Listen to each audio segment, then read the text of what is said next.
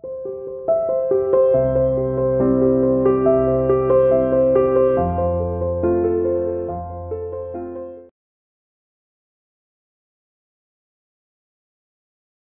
student, welcome to CR International School online classes. बेटा, how are you? I hope you all are fine and safe at home. बेटा, कक्षा 7वीं विषय हिंदी में आज हम पाठ 15 चौसर का खेल व द्रौपदी की व्यथा के बारे में पढ़ेंगे। ये आपकी जो महाभारत बुक है उसमें लेसन 15 है और इसमें लेसन का नाम है चौसर का खेल व द्रौपदी की व्यथा। धृतराष्ट्र की बात मानकर विदुर पांडवों के पास आए। उनको देखकर महाराज युधिष्ठिर उठे और उन्हें यथोचित स्वागत सत्कार किया। यथोचित होता है जहाँ उचित हो, जैसा उचित हो। विदुर आसन पर बैठते हुए शांति से बोले, हस्तिनापुर के खेल के लिए एक सभा मंडप बनाया गया है। किसके लिए? हस्तिनापुर में खेल के लिए, जो तुम्हारे मंडप के समान ही सुंदर है। राजा और धृतराष्ट्र की ओर उसे देखने चलने के लिए मैं तुम लोगों को न्योता देने आया हूँ। न्योता होता है निमंत्रण।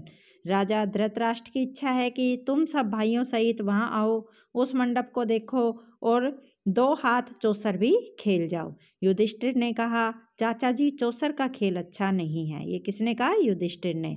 किससे कहा? विदुर जी से। उसमें आपस में झगड़े होते हैं, समझदार लोग उसे पसंद नहीं करते, लेकिन इस मामले में हम तो आप के आदेशानुसार चलने वाले हैं। आपकी सलाह क्या है? विदुर बोले, यह तो किसी से छिपा नहीं है कि चौसर का खेल सारे अनर्थ की जड़ होता है। मैंने तो भरसक कोशिश की है कि इसे न होने दूँ, किंतु राजा की आज्ञा है कि तुम खेल के लिए न्योता दे ही आओ, इसलिए आना पड़ा। अब तुम्हारी जो इच्छा है वह करो। राजवंशों की रीति के अनुसार किसी को भी खेल के लिए बुलावा मिल जाने पर उसे अस्वीकार नहीं किया जा सकता। क्या है राजवंश की रीति? क्या है कि यदि उन्हें किसी खेल के लिए बुलावा निमंत्रण दिया जाए तो वो उसे कोई अस्वीकार नहीं कर सकता। इसके अलावा युधिष्ठिर को डर था कि कहीं खेल में न जाने को ही धृतराष्ट्र अपना अपमान न समझ ले और यही बात कहीं लड़ाई का कारण न बन जाए। इन सब विचारों से प्रेरित होकर समझदार युधिष्ठिर ने न्योता स्वीकार कर लिया। यद्यपि विदुर ने उन्हें चेता दिया था, यानी कि उनको सचेत कर दिया था। युधिष्ठिर अपने परिवार के साथ हस्तिनापुर पहुंच गए। नगर के पास ही उनके हस्तिनापुर एक सुंदर विश्राम गृह बना था। वहाँ ठहरकर उन्होंने आराम किया। अगले दिन सुबह नहा धोकर वे सभा में जा पहुँचे और कुशल समाचार पूछने के बाद शकुनी ने कहा, युधिष्ठिर, खेल के लिए चौपड़ बिछा हुआ है, चलिए 2 हाथ खेल लें। युधिष्ठिर बोले, राजन, यह खेल ठीक नहीं है। बाजी जीत लेना साहस का काम नहीं है, जुआ खेलना धोखा देने के समान है। आप तो यह सब जानते ही हैं। वह बोला, आप भी क्या कहते हैं महाराज? यह भी कोई धोखे की बात है? हाँ, यह कहिए कि आपको हार जाने का डर लग रहा है। युधिष्ठिर कुछ गर्म होकर बोले, राजन, ऐसी बात नहीं है। अगर मुझे खेलने को कहा गया तो मैं ना नहीं करूँगा। आप कहते हैं तो मैं तैयार हूँ। मेरे साथ खेलेगा कौन? दुर्योधन तुरंत बोल उठा, मेरी जगह खेलेंगे तो मामा शकुनी, किंतु दांव लगाने के लिए जो धन रत्न आदि चाहिए वह मैं दूंगा। युधिष्ठिर बोले, मेरी राय यह है कि किसी एक जगह दूसरे को नहीं खेलना चाहिए। यह खेल के साधारण नियमों के विरुद्ध है, यानी कि जब कोई खेलता हो उसकी जगह दूसरे को नहीं खेलना चाहिए। अच्छा, तो अब दूसरा बहाना बना लिया, शकुनी ने हंसते हुए कहा। युधिष्ठिर ने कहा, ठीक है, कोई बात नहीं, मैं खेल लूँगा। और खेल शुरू हुआ। सारा मंडप दर्शकों से खचाखच भरा हुआ था। द्रोण, भीष्म, कृपाचार्य, विदुर, धृतराष्ट्र जैसे जो वृद्ध व्यक्ति थे सभी उपस्थित थे। वे उसे रोक नहीं सके थे। उनके चेहरों पर उदासी छाई हुई थी। अन्य कौरव बड़े राजकुमार बड़े चाव से खेल को खेल रहे थे। पहले रत्नों की बाजी लगी, फिर सोने चांदी के खजानों की, उनके बाद रथ और घोड़ों की। तीनों दांव युधिष्ठिर हार गए। शकुनी का पासा मानो उनके इशारों पर चलता था। खेल में युधिष्ठिर बारी बारी से अपनी गायें, भेड़, बकरियां, दास दासी, रथ, घोड़े, सेना, देश देश की प्रजा और सब खो बैठे। शरीर के जो आभूषण थे, शस्त्र थे, वस्त्र थे, उनको भी बाजी पर लगा दिया, हार गए। और कुछ बाकी है? शकुनी ने पूछा। वह सांवले रंग का सुंदर युवक मेरा भाई नकुल खड़ा है, वह भी मेरा ही धन है, इसकी बाजी लगाता हूँ, चलो, युधिष्ठिर ने जोश में के साथ कहा। शकुनी ने कहा, अच्छा तो यह बात है, तो यह लीजिए आपका प्यारा राजकुमार अब हमारा हो गया। कहते कहते शकुनी ने पासा फेंका और बाजी मार ली।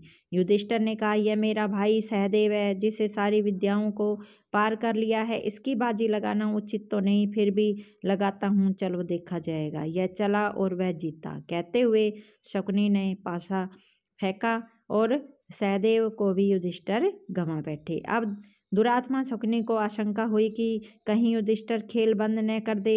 बोला, युधिष्ठिर शायद आपकी निगाह में भीष्मसेन और अर्जुन माद्री के बेटों से ज़्यादा मूल्यवान है, सो उनकी बाजी पर आप लगाएंगे नहीं। युधिष्ठिर ने कहा, मूर्ख शकुनी, तुम्हारी चाल यह मालूम होती है कि हम भाइयों में आपस में फूट पड़ जाए, सो तुम क्या जानो कि हम पांचों भाइयों के संबंध में क्या है। पराक्रम में जिसका कोई सानी नहीं, उस अपने भाई अर्जुन को मैं दांव पर लगाता हूँ, चलो। शकुनी को यह चाहता था, तो यह चला। कहते हुए पासा फेंका और अर्जुन भी हाथ में से निकल गया। और असीम दुर्दैव मानो युधिष्ठिर को बेबस कर रहा हो, उन्हें पतन की और बलपूर्वक लिए जा रहा था। वे बोले, राजन, शारीरिक बल में संसार भर में जिसका कोई जोड़ीदार नहीं, उस भाई को मैं दाव पर लगाता हूँ। यह कहते कहते युधिष्ठिर भीमसेन से भी हाथ धो बैठे। दुष्ट आत्मा शकुनी ने तब भी नहीं छोड़ा और पूछा, कुछ? युधिष्ठिर ने कहा, हाँ, यदि इस बार तुम जीत गए तो मैं खुद तुम्हारे अधीन हो जाऊंगा। यानी कि युधिष्ठिर ने अपने आप को भी दांव पर लगा दिया। लो, यह जीता। कहते हुए शकुनी इस पर शकुनी सभा के बीच उठ खड़ा हुआ और पांचों पांडवों को एक एक करके पुकारा, घोषणा की, वे अब हमारे गुलाम हो चुके हैं। शकुनी को दाद देने वाले यानी कि प्रशंसा करने वालों के हर्षनाद से, पांडवों की इस दुर्दशा पर तरस खाने वालों में हाहाकार से सारा सभा मंडप गूंज उठा। सभा में इस तरह खलबली मचने के बाद शकुनी ने युधिष्ठिर से कहा, एक और चीज है जो तुमने अभी हारी नहीं है, उसकी बाजी लगाओ तो तुम अपने आप को छुड़ा सकते हो। अपनी पत्नी द्रौपदी को तुम दांव पर क्यों नहीं लगाते? और जुए के नशे में चूर युधिष्ठिर के मुंह से निकल पड़ा, चलो, अपनी पत्नी द्रौपदी को भी मैंने बाजी लगाई, उनके मुंह से यह निकल तो गया, पर उसके परिणाम को सोचकर यह विकल हो उठे कि हाय, यह मैंने क्या कर डाला। युधिष्ठिर की इस बाजी पर सारी सभा में एकदम हाहाकार मच गया। जहां वृद्ध लोग बैठे थे, उधर धिक्कार की आवाज आने लगी।